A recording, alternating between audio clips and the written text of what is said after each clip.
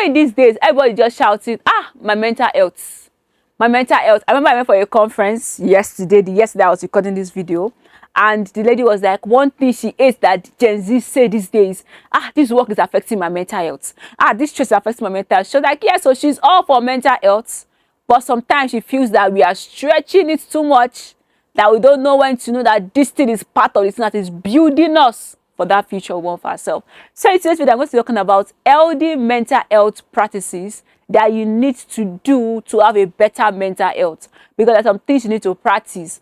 You can't just have a sudden mental health, like sudden, great mental health, if you don't build it, if you don't sustain it, and if you don't practice some things. So the first thing is I need to do regular exercise.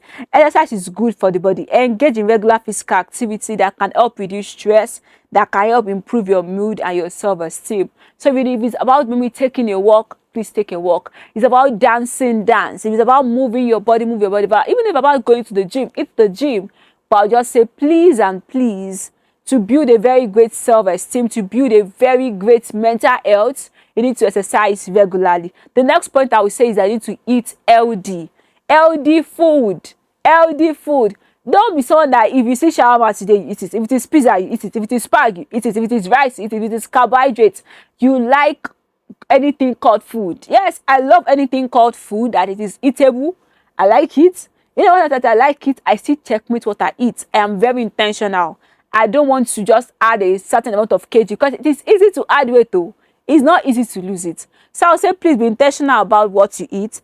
Consume a balanced diet that is rich in fruits, vegetable, carbohydrates, protein, healthy fats, and avoid excessive consumption of food.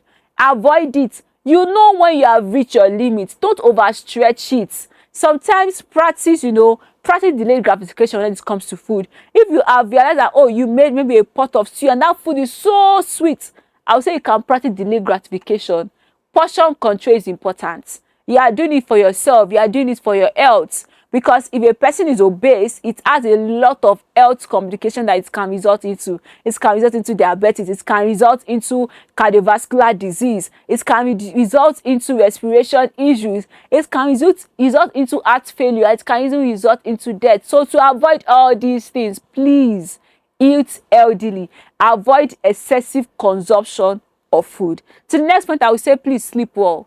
I am big on sleeping well. But I'll say please, if you are a young person watching this video, don't go oversleep. Yes, they say, oh, you need to sleep 8 hours. Sleep a considerable amount of sleep. 2 hours sleep is not good.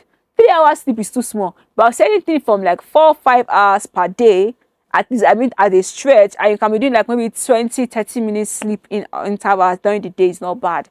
So I'll just say sleep sleep is very, very good. It helps to it reduces stress. It helps to even create a balance in your mind. It creates a balance in your body. You feel light-headed. You feel lightweight when you sleep. Sometimes, even when I'm going through situations of life, I just learn to sleep.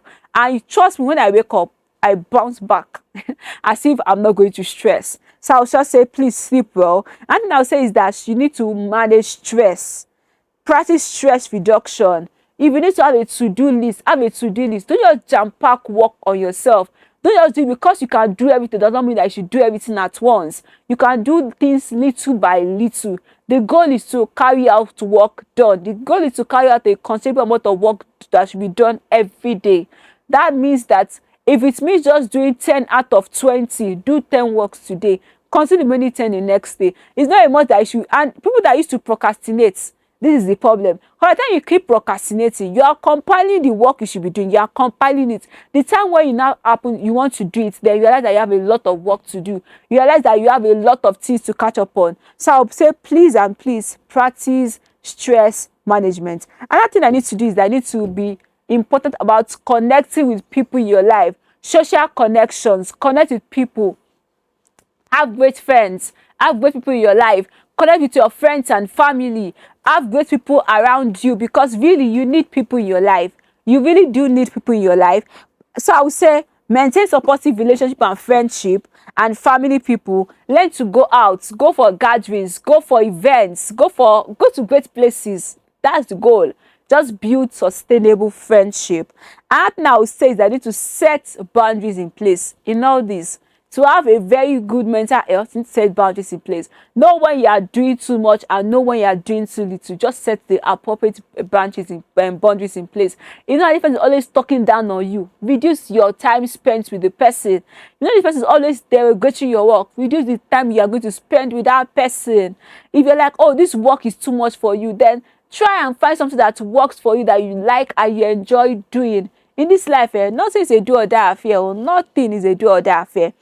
And thing I'm going to say is that you need to learn to practice gratitude. Be grateful for where you are, be grateful for where you're going, and be grateful for where you are coming from.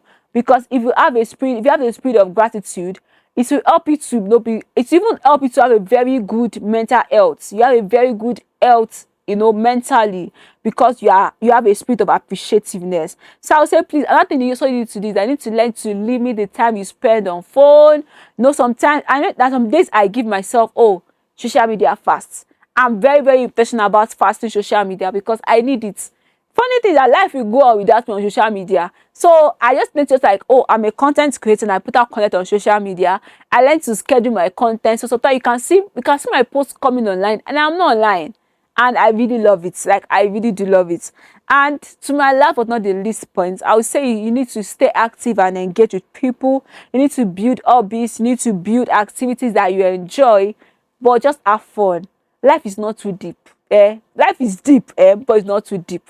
Don't hold life to your chest. Don't start overthinking things and now start falling into depression. Surround yourself with great people. You yourself, be in the midst of great people. Be in the midst of people that build you up, not people that talk you down. People that lift you up, not people that lift you down or push you down. And if you can practice all this, trust me, you have a very good self-esteem. And if you have any other point that you want to share with us in the comment section, please do well to drop it. Or if you have any video idea that you want me to record, please do well to drop it in the comment section. I'm definitely going to record that video for you. And I'll see you guys in the next one. Bye bye.